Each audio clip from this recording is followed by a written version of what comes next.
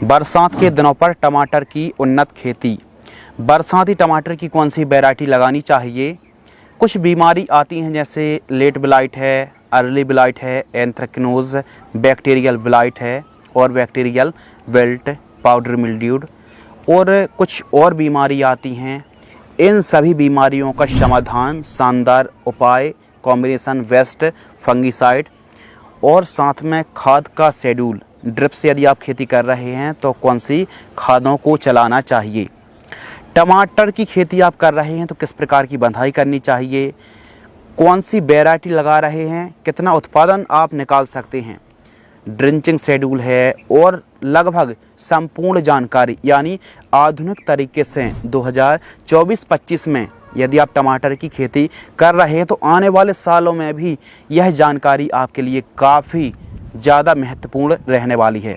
तो टमाटर की A to Z यह न्यू वीडियो है, न्यू जानकारी का समावेश किया है। तो इस वीडियो को बिना स्किप किए वीडियो को अंत तक पूरा वॉच करें। चलिए शुरू करते हैं। टमाटर की बेस्ट वैरायटी।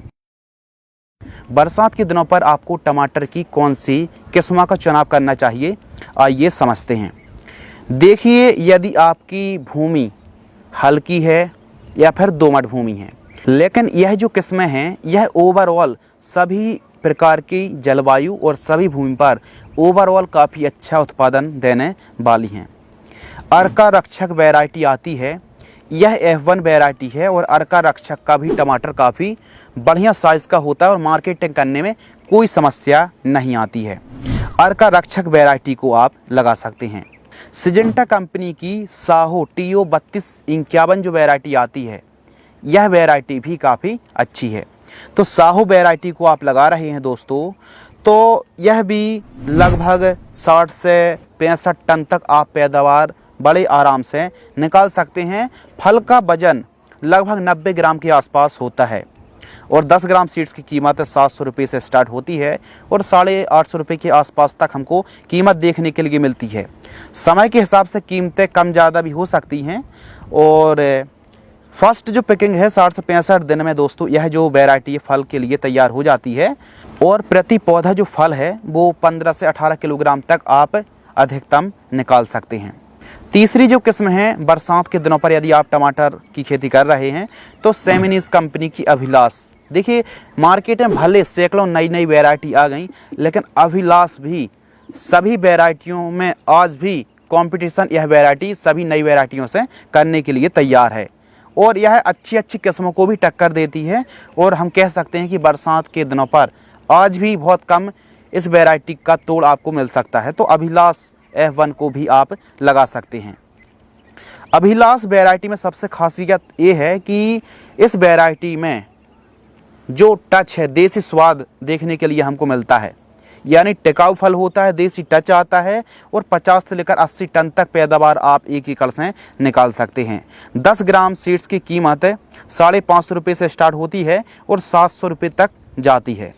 पहली तुड़ाई 65 से 70 दिन के आसपास का, थोड़ा सा 10 दिन समय ज़्यादा लगता है, लेकिन यह वैरायटी भी काफ़ी अच्छा उत्पादन देती है। तो अभिलाष F1 पर भी आप जा सकते हैं। US एग्री सीड्स की जो SW 1504 और 1508 जैसे हमारे मध्य प्रदेश पर, छत्तीसगढ़ पर यह जो किस्में हैं काफ़ी ज़्यादा फेमस वैरायटी हैं, तो 1504 और 1508 को भी आप लगा सकते हैं। बाकी अभिलाष साहो हम सबसे पहले आपको रेकमेंडेड करेंगे। नामधारी सीड्स की जो NS 962 वैरायटी आती है, इस वैरायटी को भी आप लगा सकते हैं। तो यह जो 5-7 किस्मों के बारे में बात करी, यह किस्म काफ़ी बढ़िया किस्म है और उत्पादन के मामले में यह किस्म काफ़ी अच्छी जो अलग अलग कंपनियों की वैरायटी आती उनको टक्कर देती है। तो इन किस्मों पर आप दोस्तों बरसात के दिनों पर बेझिझक आंखें बंद करके जा सकते हैं।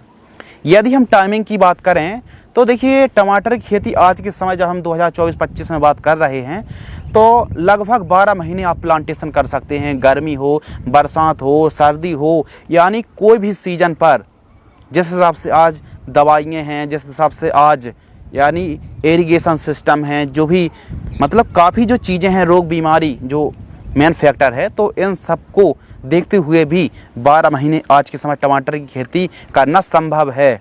बाकी एक एवरेज जो समय है बरसात के दिनों पर टमाटर की खेती करने के लिए जो अनुकूल समय है दोस्तों, वो है जुलाई मध्य से लेकर के अगस्त मध्य तक आप प्लांटेशन कर सकते हैं। यानी अगस्त महीने का जो समय है वो काफ़ी अच्छा माना जाता है। अगस्त महीने पर आप प्लांटेशन कर सकते हैं, अगस्त अंतिम सप्ताह तक प्लांटेशन कर सकते हैं। और नर्सरी आप घर में ही तैयार करें। नर्सरी तैयार करने के लिए आपको लगभग 20 से 25 दिन, 27 दिन, 28 दिन तक का समय लग सकता है। एक आप एवरेज मानकर चलिए कि 25 दिन के आसपास का समय लग जाएगा। और घर में ही आप कुछ इस प्रकार वाइट या फिर ग्रीन शेड नेट खींच करके प्लास्टिक प्रोटेरे में यानी वर्मी कंपोस्ट और कोकोपीट खाद में पौधे को तैयार करें और आसानी से तैयार भी हो जाते। कोई ज़्यादा रॉकेट साइंस नहीं है। नॉर्मल तरीके से जो फंगीसाइड आती है जैसे यूपीएल की साफ है, रोको फंगीसाइड है, और जो आप अलग अलग यूपीएल की साफ को भी स्प्रे कर सकते हैं। थायोफेनेट मेथाल भी काफ़ी अच्छा काम करती है। और कीटों की अगर समस्या बन रही है तो इमिडाक्लोप्रिड है, थाइमेथॉक्सोम है, इन कीटनाशक को, रोगवर है, इन कीटनाशक को नर्सरी में स्प्रे कर सकते हैं। यदि कीटों का प्रकोप है या फिर फंगस का प्रकोप है, आसानी से एकदम आपको रिजल्ट अच्छे मिलेंगे। और यदि कभी कभी पीलापन की समस्या और वाइट रूट जो सफ़ेद जड़ हैं उनका विकास उतना अच्छा नहीं हो पाता है, तो इसके लिए आप एक काम कर सकते हैं कि जब हमारी नर्सरी 15 से 18 दिन के आसपास की होती है तो NPK 19-19-19 100 ग्राम लेना है। और इसके साथ आपको ह्यूमिक एसिड 50 ग्राम, सिजेंटा कंपनी की क्वांटिस 40 ml 15 लीटर पानी में घोल करके स्प्रे कर दीजिए। इससे जड़ों का विकास अच्छा होगा और फसल नर्सरी बहुत तीव्र गति से हरी भरी होगी। तो इस प्रकार आप नर्सरी घर में तैयार कर सकते हैं। और टाइमिंग का विशेष ध्यान रखें, यानी जुलाई के बाद आप प्लांटेशन करें, बहुत अच्छी फसल चलने वाली है। और आप इस साल टमाटर की बंधाई करें, बम्बू विधि से टमाटर को लगाएं, टमाटर की बंधाई अवश्य करें। अब इसका मतलब ये नहीं कि मान लो हम टमाटर की खेती प्लानिंग कर रहे हैं तो टमाटर की हमने प्लांटेशन कर दी, 20-25 दिन की फसल हो गई, अब हमको बांस की ज़रूरत है। अब आप किसी के पास जाएंगे, व्यापारी के पास जाएंगे, तो बांस की जो कीमतें वो 2 गुना ज़्यादा इस समय रेट छू रही होती हैं मार्केट में।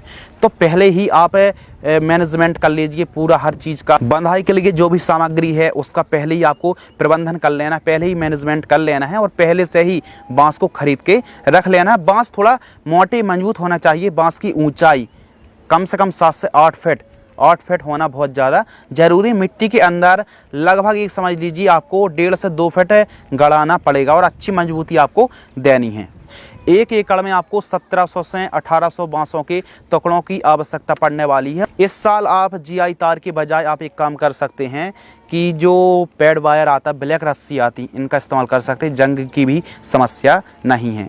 और जब आपने दोस्तों नर्सरी तैयार कर ली, प्लांटेशन करने से पहले का जो काम है, जो भी एक्टिविटी है, वो है बेड को निकालना। और बेड के ऊपर जो खाद आप दे रहे हैं बेसल डोज, वो बहुत ज़्यादा ज़रूरी होता है।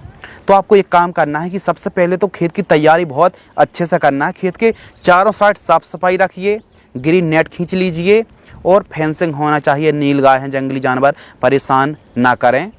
और उसके बाद खेत में अच्छी साफ़ सफाई, मिट्टी को अच्छी भुरभुरी करा लीजिए, बेड तैयार करा लीजिए, मल्चिंग पेपर बिछा दीजिए। जब आप बेड तैयार कर रहे हैं, बेड मेकर या फिर बेड ड्राइजर्स हैं, बेड तैयार कर रहे हैं दोस्तों, तो उस समय जो आपको बेसल डोज इस्तेमाल करना है वो इस्तेमाल करना है गोबर की खाद।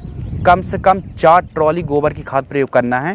DAP खाद 50 kilogram, single super phosphate SSP 2 bag आपको इस्तेमाल करना है। और MOP muriate of potash 35 kilogram. और कहीं कहीं पर दीमक की समस्या, वाइट ग्रैप की समस्या, फिर जो जड़ों में नुकसान पहुंचाने वाले कीट होते हैं, इनके लिए रीजेंट, कार्बोफ्यूरान, इमिडाक्लोप्रिड जो GR फॉर्म वाला आता है, तो किसी भी GR दानेदार कीटनाशक को 5 किलोग्राम भी मिक्स करना है और इस सभी को 1 एकड़ में प्रयोग करना है। यदि आप वाकई 70-80 टन टमाटर निकालना चाहते हैं तो यह बेसल डोज आपको प्रयोग करना पड़ेगा। अब जरूर नहीं कि आप प्रयोग ही करें, बल्कि मृदा परीक्षण अवश्य कराएं ताकि आपको पता चल जाए कि कौन से पोषक तत्वों की कितनी कमी है। उस हिसाब से भी आप मिट्टी की जांच करके पता लगा सकते हैं। बाकी यह स्टैंडर्ड डोज है और आपकी भूमि बहुत अच्छी है, उपजाऊ भूमि है, अच्छी उपज क्षमता रहती है आपकी फसलों में, तो थोड़ा सा जो खाद शेड्यूल है या फिर बेसल डोज की मात्रा को कम भी कर सकते हैं। बाकी यह कॉम्बिनेशन बहुत अच्छा है। जब आप बेड तैयार कर रहे हैं तो बेड की जो चौड़ाई रखनी है वो रखनी है आपको 3 फीट, और बेड से बेड की दूरी जो सेंटर से सेंटर की दूरी है वो आपको 4.5 से 5 फीट के आसपास रखनी है। यानी सेंटर की दूरी 5 फीट रखिए। और बरसात के दिनों पर बेड चौड़ी बनाने के बजाय आप ऊंची बनाइए, यानी बेड की ऊंचाई आप 1 फीट 1.5 फीट से ऊपर ही रखिए। जितनी अच्छी ऊंचाई होगी उतना ही अच्छे तरीके से आपकी फसल चाल बढ़वार पकड़ेगी और बरसात के दिनों पर ज़्यादा देर तक पानी मतलब खेत में रुकने की समस्या लगभग बनी ही रहती है। तो जितनी ऊंची बेड रहेंगी उतना अच्छा हमको फ़ायदा होगा, पानी ज़्यादा देर तक टिक नहीं पाएगा। तो बरसात के दिनों पर तो आपको फसल को ऊपर ही करना है, बांस विधि से, तार विधि से, और बेड भी ऊंची बनाइए, इससे फ़ायदा अच्छा होगा। अब आपके पास लागत नहीं है, आप ड्रिप नहीं लगा पा रहे, आप मल्चिंग पेपर नहीं लगा पा रहे हैं, तो कम से कम टमाटर की बंधाई अवश्य करिए। यानी टमाटर की फसल को मिट्टी में मत पड़े रहने दीजिए, टमाटर को ऊपर करिए। इससे फंगस का प्रकोप भी 80% तक कम हो जाता है और फसल भी ज़्यादा उत्पादन देती है। तो टमाटर की बंधाई अवश्य करें। बाकी आप मल्चिंग पेपर लगा रहे हैं तो 25 से 30 माइक्रोन का मल्चिंग पेपर, 1 एकड़ का खर्च आएगा लगभग 12 से 15 हज़ार रुपये। और ड्रिप 16 mm इनलाइन बटन वाली आप लगा सकते हैं। यदि आप गारंटेड और अच्छी ड्रिप लगाते हैं तो लगभग 50 हज़ार रुपये के आसपास का खर्च आएगा। अब हमारी जो फील्ड है ना पूरी तरह कुछ इस प्रकार तैयार हो गई। अब जब फील्ड तैयार हो गई तो उसके बाद 2 इंची होल्स आपको लेना है जहाँ पर आपको प्लांटेशन करना है, और आप जैग प्लांटेशन कर सकते हैं। यानी एक बेड पर डबल लाइन पर प्लांटेशन कर सकते हैं। कुछ किसान भाई सिंगल लाइन पर भी प्लांटेशन करते हैं। तो आप अलग अलग स्प्लिट स्क्रीन पर देख सकते हैं। इस साइड सिंगल लाइन पर पौधे लगे हुए हैं और आप इस साइड देख सकते हैं कि जिग प्लांटेशन हुई है। तो दोनों तरीके से खेती की जा सकती है, लेकिन बरसात के दिनों पर यदि आप जिग भी प्लांटेशन करेंगे तो अभी यानी एक बेड पर डबल लाइन पर प्लांटेशन कर सकते हैं। 1 एकड़ में आपको 40 ग्राम से लेकर के 60 ग्राम सीड्स की रिक्वायरमेंट पड़ेगी नर्सरी तैयार करने के लिए। और 1 एकड़ में यदि आप पौधे को खरीद के लगा रहे हैं तो लगभग 15 से 16 हज़ार पौधों की रिक्वायरमेंट पड़ेगी। कितना डिस्टेंस रखना चाहिए? यदि आप जिग प्लांटेशन कर रहे हैं तो पौधे से पौधे की दूरी आपको 2 फीट रखनी है, और एक बेड पर डबल लाइन पर जिग प्लांटेशन करना है, और लाइन से लाइन की जो दूरी है वो आपको 4.5 से 5 फीट रखनी चाहिए। अब जब आप प्लांटेशन पूरी तरह से फील्ड तैयार हो गई, हल्की सी 1 घंटे की सिंचाई कर दीजिए। उसके बाद जो आपकी नर्सरी है, नर्सरी में प्लांटेशन करने से पहले 3 से 4 दिन पहले उसमें हल्की हल्की धूप लगाइए। यानी उनको धूप देना बहुत ज़्यादा ज़रूरी है। बहुत ज़्यादा कमज़ोर नर्सरी होगी, एकदम से आपने प्लांटेशन कर दिया तो सूखने डंपिंग ऑफ जैसी समस्या क्रिएट हो सकती है। तो 3-4 दिन का बीच बीच में धूप लगाते रहें। फिर उसके बाद प्लांटेशन करने का जो तरीका है कि सबसे पहले आप डाउ एग्रोसाइंस की डेलीगेट या फिर घरडा की जैसे पुलिस आती है, दोनों में से कोई एक कीटनाशक को छिड़काव कर दीजिए नर्सरी में। फिर उसके बाद प्लांटेशन करना। ऐसा क्यों? वो इसलिए कि जब आप अपनी फील्ड पर प्लांटेशन करेंगे तो 10 से 12 दिन 15 दिन तक हो सकता है कोई भी कीटनाशक का स्प्रे ना जाए। इस बीच में कीटों का और फंगस का प्रकोप हो सकता है, तो इसीलिए कीटनाशक, खासकर कीटनाशक बहुत ज़्यादा ज़रूरी होती है। तो स्प्रे कर दिया। अब हमको प्लांटेशन करना है। हल्की सी आप सिंचाई कर दीजिए, और सिंचाई के बाद आपको शाम टाइम यदि प्लांटेशन करेंगे तो ज़्यादा अच्छा रहने वाला है। हल्के हाथों से प्लांटेशन करें। प्लांटेशन हमारी तैयार हो गई है। प्लांटेशन के बाद कम से कम 15 से 20 मिनट और आधा घंटे तक आप 45 मिनट के आसपास सिंचाई कर दीजिए। उसके बाद जो अगला स्टेप है वो है कि प्लांटेशन तो कर दिया, अब समस्या आएगी डंपिंग ऑफ की। बीच बीच में मतलब पौधे सूखने की समस्या आ सकती है। तो इसके लिए आप एक काम करें कि 1 एकड़ में खेती कर रहे हैं तो कम से कम 100 से लेकर के 150 पौधे यानी गैप फिलिंग करने के लिए एक्स्ट्रा नर्सरी से खरीद के लाएं, या फिर बाद में भी आप नर्सरी से पौधे को खरीद के ला सकते हैं। तो सबसे पहले हम बात करते हैं ड्रिंचिंग शेड्यूल की। जो हमारी फसल अच्छे से हमने जब प्लांटेशन कर दी, प्रॉपर सिंचाई कर रहे हैं, अब सूखने की समस्या ना आए, क्योंकि मेहनत तो काफ़ी ज़्यादा हो ही रही है और खर्च भी लगातार बढ़ रहा है। तो इसके लिए पौधे यदि सूखेंगे या फिर कमज़ोर पड़ेंगे या फिर गैप फिलिंग भी हमको करना पड़ेगा, तो इसके लिए ज़्यादा समस्या ना आए, जो सूखने की समस्या वो ज़्यादा बढ़ रही है वो ज़्यादा ना बढ़े, तो इसके लिए आपको एक काम करना है। ड्रिंचिंग शेड्यूल 200 लीटर पानी में प्लांटेशन से 3 से 4 दिन के आसपास की फसल होती है तो कॉपर ऑक्सी क्लोराइड आपको लेना है 500 ग्राम। NPK 19-19-19 1 किलोग्राम लेना है। इन दोनों को ठीक तरीके से मिक्स करके 200 लीटर पानी घोल करके आपको प्रति पौधा 50 से 100 ml ड्रिंचिंग करना है, जड़ों से आधा इंच दूर। ध्यान रखिए, जड़ों से आधा इंच दूर। ये थी फर्स्ट ड्रिंचिंग। सेकंड जो ड्रिंचिंग है, जब हमारी फसल 5 से 7 दिन के आसपास की होती है, ये मान लीजिए 7-8 दिन के आसपास की हमारी फसल हो गई प्लांटेशन से, तो इस फील्ड में 1261-0 आपको लेना है 1 किलोग्राम, और रोको फंगिसाइड आपको मात्र 200 ग्राम लेना है। ह्यूमिक एसिड 200 ग्राम से लेकर के 500 ग्राम तक लिया जा सकता है, ग्रेड के ऊपर निर्भर करता है। अच्छी क्वालिटी का ले रहे हैं 200 ग्राम में भी काम चल जाएगा। तो इन तीनों को मिक्स करके आपको उसी हिसाब से ड्रिंचिंग करना चाहिए 200 लीटर पानी में घोलकर। इसको स्प्रे नहीं करना है, इसको सॉइल एप्लीकेशन से घुट्टी की तरह जड़ों के पास पिलाना है। तीसरी जो ड्रिंचिंग है 10 से 12 दिन के आसपास की फसल होती है, तो वेलिडामाइसिन 500 ml लेना है, और इसके साथ कॉपर ऑक्सीक्लोराइड 500 ग्राम और 1261-0 आपको 1 किलोग्राम लेकर के ड्रिंचिंग कर देनी है। तो इस प्रकार यदि यह 3 ड्रिंचिंग में और इन ड्रिंचिंग में, या फिर आप अपने हिसाब से भी ड्रिंचिंग तैयार कर रहे हैं, तो ड्रिंचिंग में NPK 19-19 है, 1261-0 है, और 1744-0 को भी आप ऐड कर सकते हैं, और फंगिसाइड में UPL की साफ है, रोको फंगिसाइड है, या फिर आपको बाबिस्टिन भी मिलाया जा सकता है, और अपन वेलिडामाइसिन को ले सकते हैं, कॉपर ऑक्सीक्लोराइड को ले सकते हैं, ट्राइकोडर्मा को ले सकते हैं, गन्ने गुड़ को ले सकते हैं, ह्यूमिक एसिड है, चिलेटेड माइक्रोन्यूट्रिएंट हैं, चिलेटेड जिंक है, और अपन कॉपर को ले सकते हैं, और सिलिकॉन को भी ड्रिंचिंग में यदि लेंगे तो फ़ायदा काफ़ी अच्छा होगा। यानी हमारा कहने का मतलब ये है कि ड्रिंचिंग में आप इन प्रोडक्ट को भी ले सकते हैं, अपने हिसाब से भी ड्रिंचिंग शेड्यूल बना सकते हैं। टमाटर की फसल पर सिंचाई किस प्रकार करें?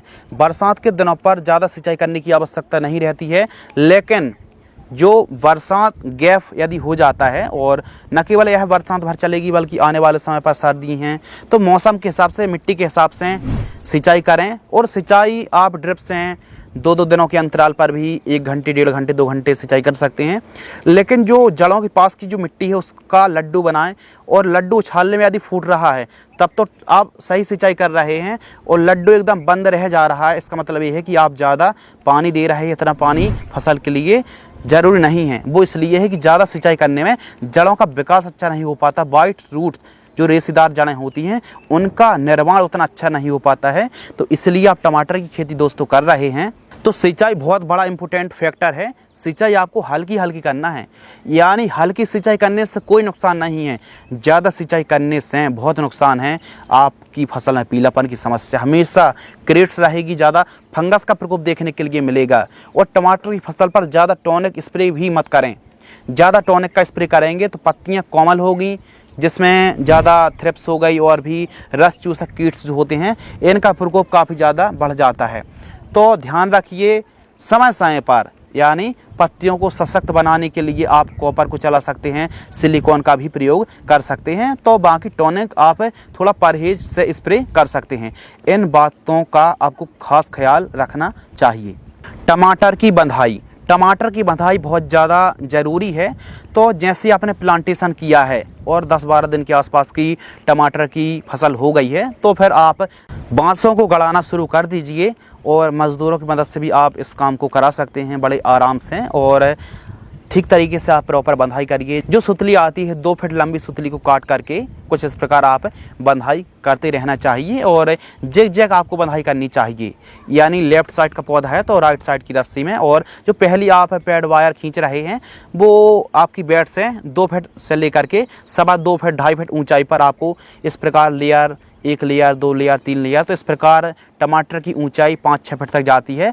ऊपर वाली जो लेयर है वो हम जब रस्सी पैड वायर खींचेंगे तो वो लगभग 6 फीट के आसपास की ऊंचाई में, 5.5-6 फीट की ऊंचाई में बंधाई करने वाले। यह काफ़ी वजनदार, काफ़ी वेटेड सब्जी होती है, तो इसको आप अच्छे से बंधाई करें। जैसे आप मिर्च या शिमला या फिर आप गेंदा की बंधाई करते हैं, बैगन की बंधाई करते, उस प्रकार नहीं, बल्कि खीरा की तरह, या फिर मजबूती देना बहुत ज़्यादा ज़रूरी है। तो इसको आप एक अलग तरीके की मजबूती देना बहुत ज़्यादा ज़रूरी है, ताकि हवा चलने पर, बरसात आने पर, या फिर थोड़ा सा बहुत ज़्यादा बरसात हो गई तो गिरने की जो स्ट्रक्चर है, गिरने की समस्या ना है। तो आड़े में भी आप बांसों को लगा सकते हैं, कैंची बना सकते हैं। तो मजबूती अपने हिसाब से आप दे सकते हैं, वीडियो में भी बहुत अच्छे से वॉच कर सकते हैं।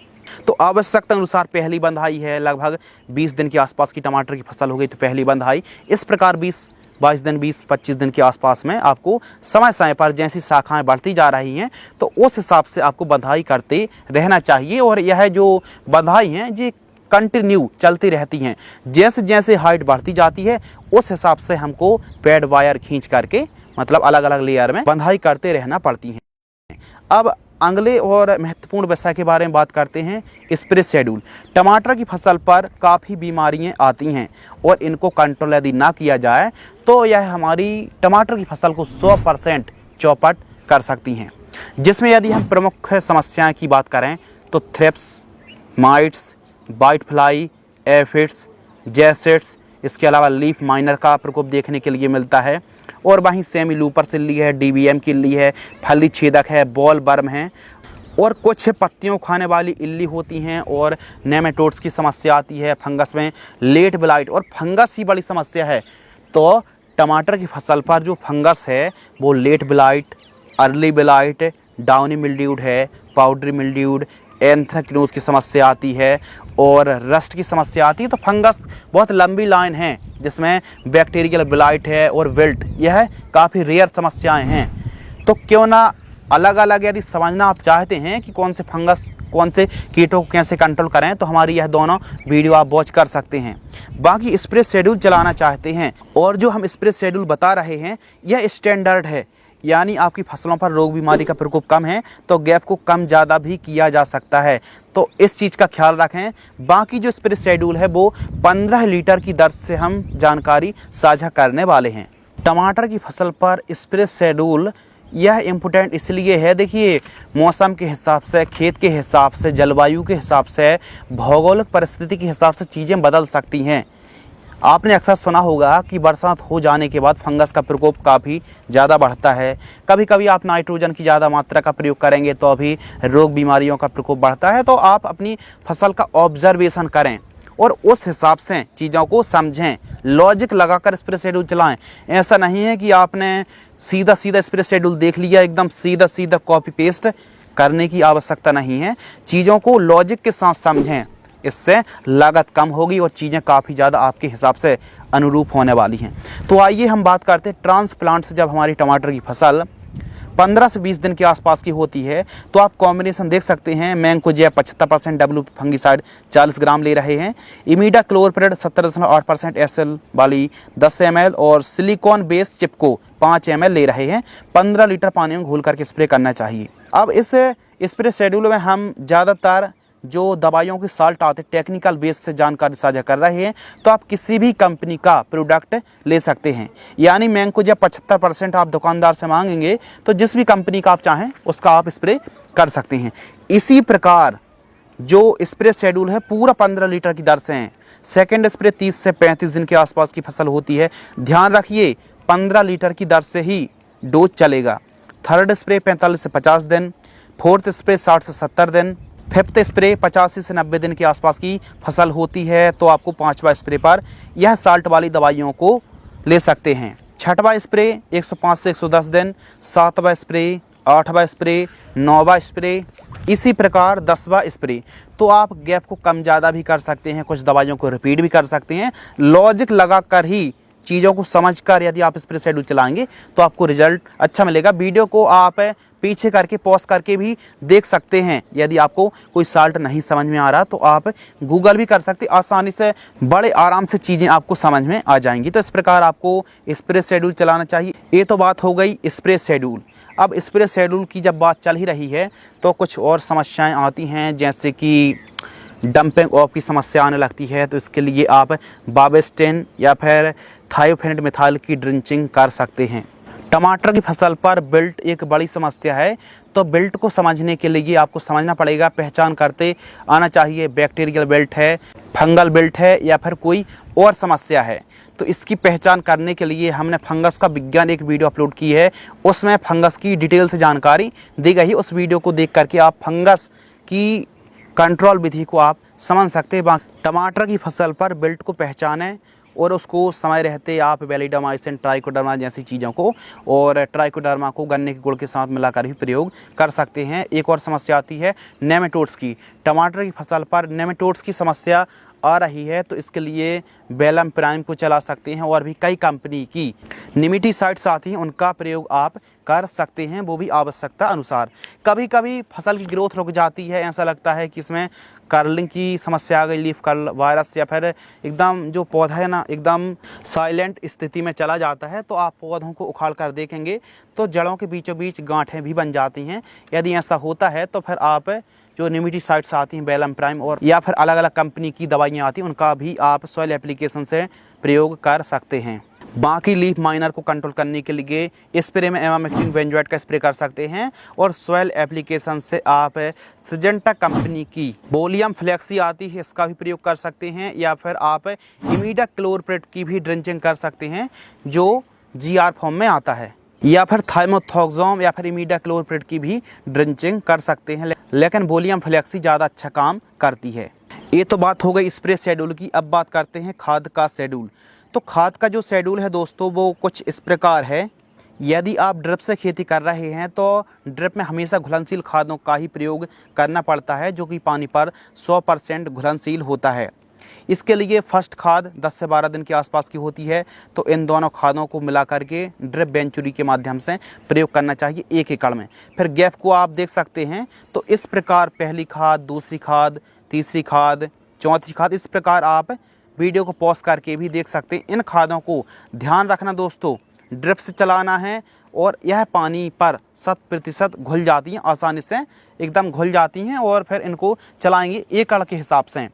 तो जैसे जैसे फसल विकास करती जाती है उस हिसाब से आप डोज को भी देख सकते हैं, और यह हमारी टमाटर की फसल पर बहुत अच्छा काम करती हैं। और देखिए, आपको देखने में लग रहा होगा कि बहुत ज़्यादा खादें हैं, बल्कि आप क्वांटिटी देखिए 3 किलो 4 किलोग्राम।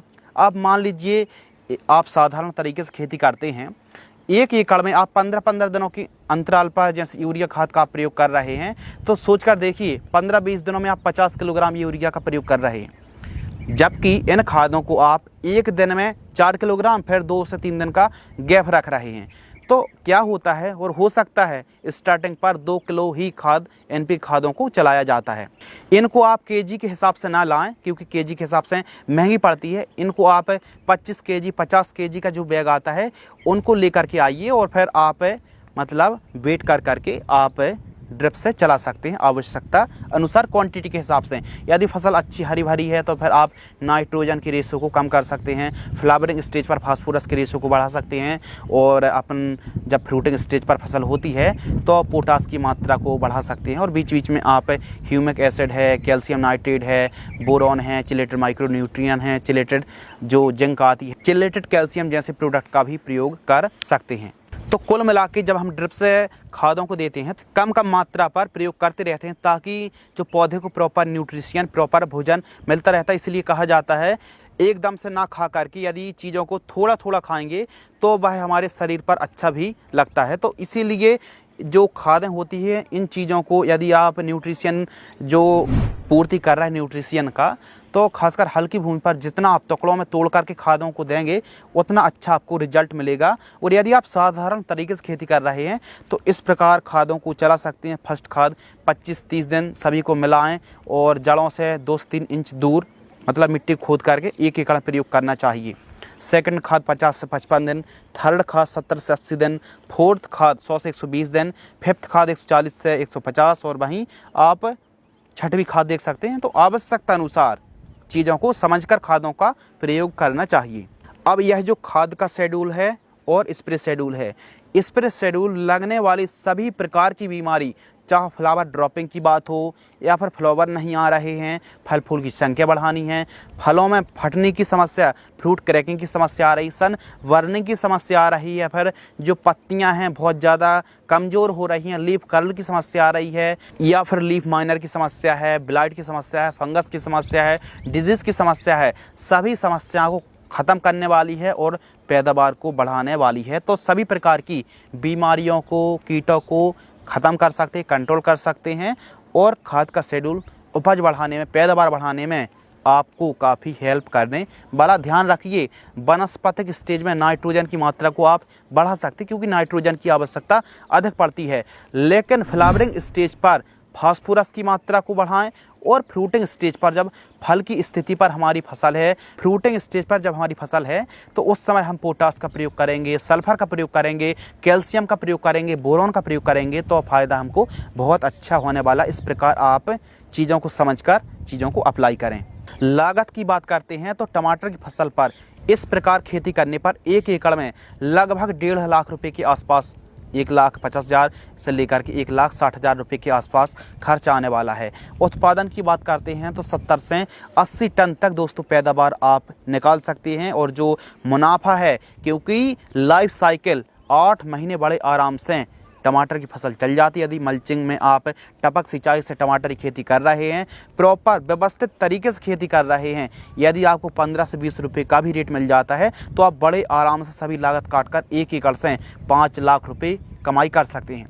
अब जैसे आपको रेट मिलेंगे, जैसी आपकी उपज रहेगी, उस हिसाब से आपकी आमदनी निर्धारित होने वाली है। तो इस प्रकार हमारे किसान भाई टमाटर की खेती कर सकते हैं। टमाटर की खेती में बीच बीच में पीला ट्रैप, नीला ट्रैप लगाना चाहिए, गेंदे की 2-4 लाइन अवश्य लगाना चाहिए। और ऑर्गेनिक में जितना हो सके ऑर्गेनिक तरीके से भी, जैसे सफ़ेद मक्खी के लिए ट्रैप लगाएं, नीम ऑयल का स्प्रे कर सकते हैं, फिश ऑयल का स्प्रे कर सकते हैं। और ऑर्गेनिक तरीके से ट्राइकोडर्मा है और जीवामृत आता है, बेस्ट डिकम्पोज़र आती है सरसों की खली, इन चीज़ों का भी इस्तेमाल आप समय के साथ कर सकते हैं। और दोनों बेड के बीच में यदि खरपतवार उग चुका है तो आप एक काम कर सकते हैं कि मज़दूरों की मदद से निराई गुड़ाई कराएं, या फिर पावर बीडर से खरपतवार को अलग करा सकते हैं, या फिर आप दोनों बेड के बीच में जुगाड़ को लगा करके दोस्तों आप ग्लाइफोसेट 41% का भी स्प्रे कर सकते हैं।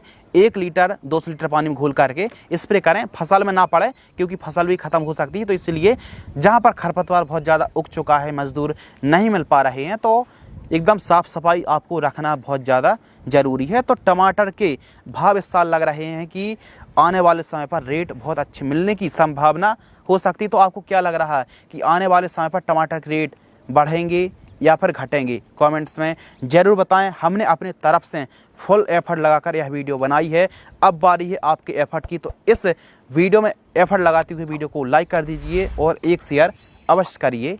धन्यवाद।